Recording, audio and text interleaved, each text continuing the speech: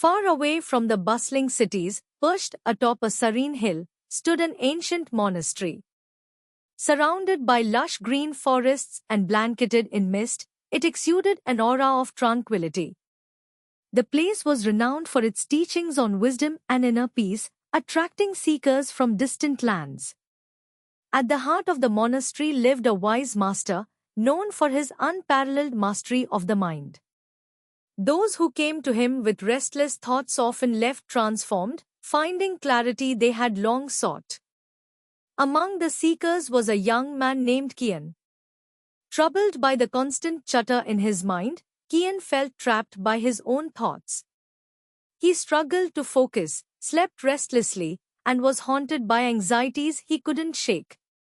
Desperate for relief, he journeyed to the monastery, his heart heavy with both hope and doubt. The path to the monastery was challenging, narrow trails winding through dense forests, the sound of rustling leaves, and the distant call of birds his only companions. By the time Kian arrived, he was exhausted but determined. The monastery stood tall and majestic, yet its simplicity mirrored the wisdom it offered. As Kian entered, the master greeted him with a calm smile. "If you seek peace, you must first face the storm within," the master said. Kian was both intrigued and nervous. Was he truly ready to confront the chaos of his mind? The master led Kian to a quiet courtyard, where the young man was given his first lesson. "Sit here," the master instructed, "and simply observe your thoughts. Do not fight them. Do not chase them. Let them come and go, like clouds passing through the sky." Kian closed his eyes and tried to follow the instructions. At first, his thoughts came rushing in, worries about the past, fears of the future, random memories, and endless what-ifs. The more he tried to silence them, the louder they became. Frustrated, he opened his eyes and sighed heavily. The master, sitting nearby, chuckled softly. "You are trying to control the clouds, Kian. But clouds cannot be controlled. They pass on their own if you allow them to." The next day, the master took Kian to a nearby river. The water flowed gently, carrying leaves and twigs downstream. "Thoughts are like this river," the master said. "If you try to grab them or block them, you create turbulence. But if you let them flow, they pass without resistance." Kian watched the river intently. The metaphor struck a chord within him. That evening, he practiced again, this time allowing his thoughts to drift naturally, like leaves on the water. Days turned into weeks, and Kian began to notice small changes. The constant noise in his mind seemed less overwhelming. He could sit quietly for longer periods, observing his thoughts without feeling consumed by them. However, there were moments when painful memories surfaced, times he had failed, been hurt, or felt abandoned. These thoughts were the hardest to face.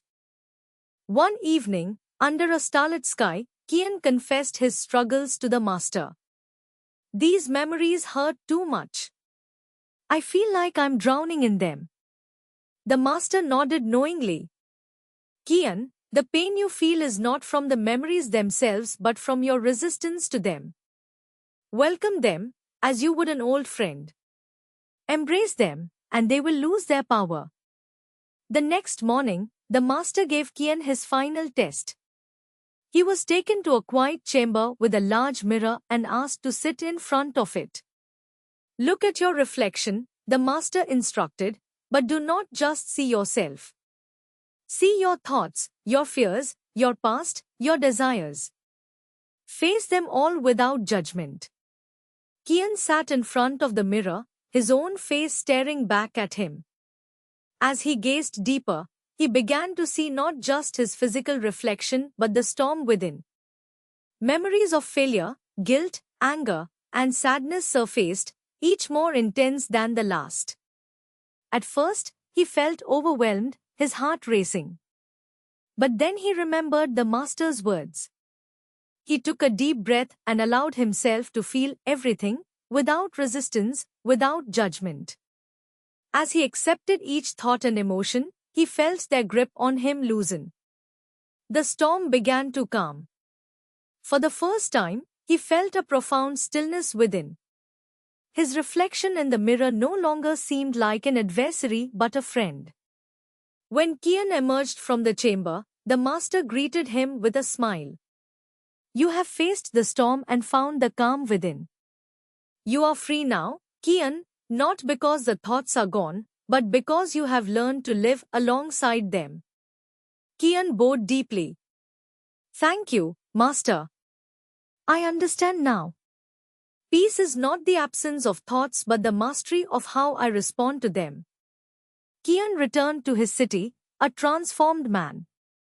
The once chaotic streets and noisy crowds no longer unsettled him. He carried the lessons of the monastery in his heart, facing life's challenges with newfound clarity and calm. People around him began to notice the change. Friends and family sought his advice, curious about the secret to his peace. Soon, Kian began teaching others the same lessons he had learned. He shared the metaphors of the clouds and the river, guiding others to observe their thoughts without resistance.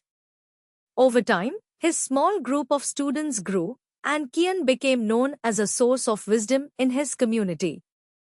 Years later, Kian returned to the monastery to thank the master. The two sat by the river, watching the water flow. You have done well, Kian, the master said. But remember, the journey of mastering the mind is never truly over. It is a lifelong practice. Kian smiled, the calmness in his heart reflecting in his eyes. He understood now that peace wasn't something to be found but something to be created, moment, by mastering one's thoughts. And so, his story became a testament to the power of the mind and the freedom that comes from learning to control it. Moral of the story: peace is not achieved by silencing your thoughts but by learning to observe, accept, and respond to them with calmness.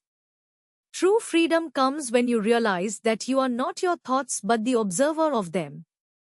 By mastering this understanding, you can find clarity and inner harmony, no matter the chaos around you.